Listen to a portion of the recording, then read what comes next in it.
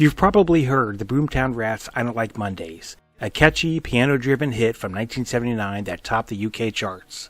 But behind its infectious melody lies a story that is anything but lighthearted. It's a song inspired by a real event, one that shocked the California community and reverberated around the world. I'm Sean, and this is A Closer Listen.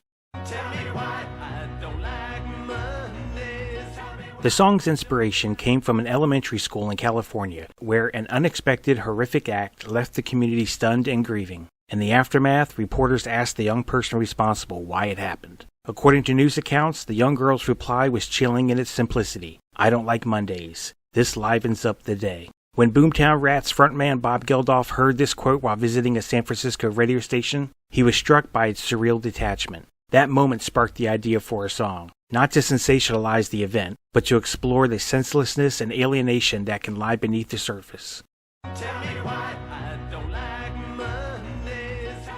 Musically, I Don't Like Mondays stands apart from the raw punk and sharp new wave of its time. Geldof builds the song around a steady, almost jaunty piano riff, backed by a full orchestra. Timpani hits and rich instrumental flourishes give it a dramatic, almost theatrical weight, a stark contrast to the grim subject behind the lyrics. Rather than spelling out the incident, the lyrics take on a detached, almost journalistic tone. Phrases like, "Silicon chip inside her head gets switched to overload," offer a metaphorical lens, allowing listeners to understand without being told outright. That mix of vivid imagery and real-world tragedy gave the song a weight that went far beyond a typical pop single. Bob Geldof recounted how the song emerged almost instantaneously. I was doing a radio interview in Atlanta with Johnny Fingers, and there was a telex machine beside me. I read it as it came out. Not liking Mondays as a reason for doing somebody in is a bit strange. I was thinking about it on the way back to the hotel, and I just said,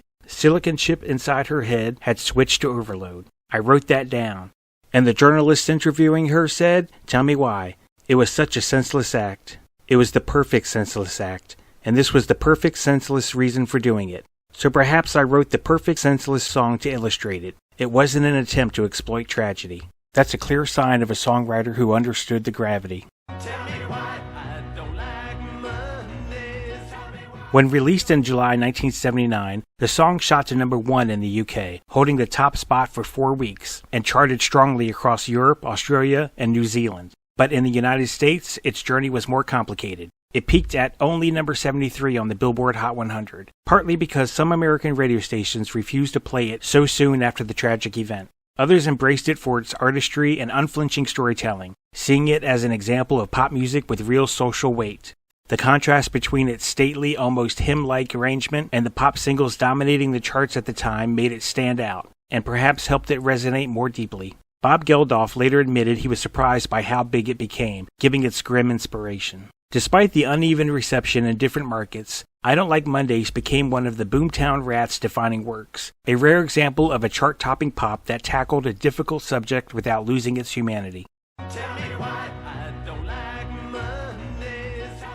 Over time, I Don't Like Mondays has maintained its presence in music history, not just as a hit, but as a reminder of how pop music can capture real-world emotion. Tori Amos included a cover of the song on her 2001 album Strange Little Girls, reinterpreting it through her own haunting lens. Bon Jovi performed the song alongside Bob Geldof at Wembley Stadium in 1995, and again during their residency at the O2 Arena in London on June 23, 2010.